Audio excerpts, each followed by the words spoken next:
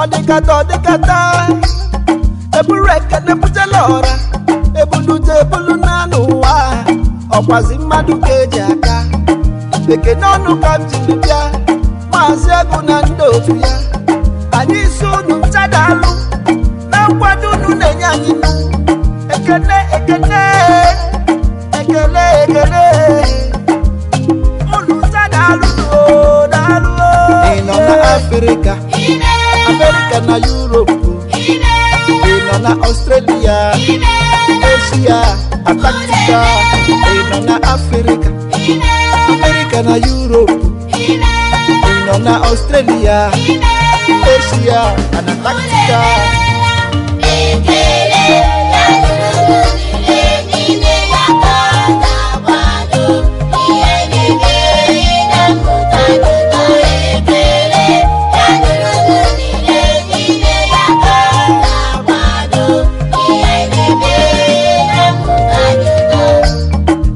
Ekene lụmụ Igbo be anyị unu ndị niile na-akwado anyị onye nwere unu nwelu mmadụ onye ji unu n'oji ife maka onye asị ya jide ka o ji ọ pụtara na nke o ji nọ n'ụlọ unu na-eme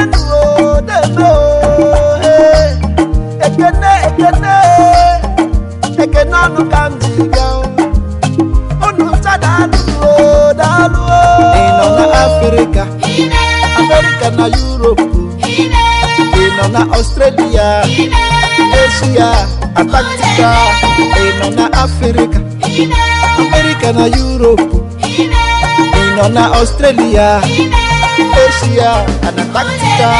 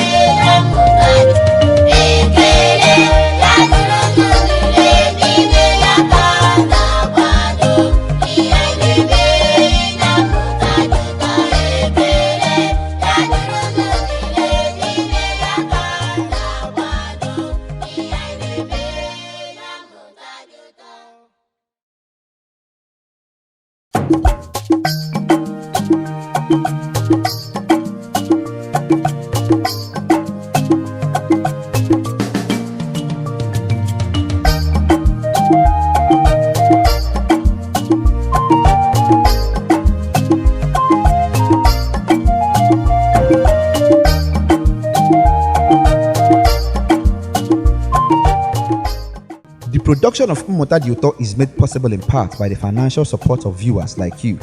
If you would like to contribute to helping us make more great Igbo language cartoons to preserve the language and make learning fun, visit mmutadiuto.seller.com to become a part of the Mmụta Dị Ụtọ story.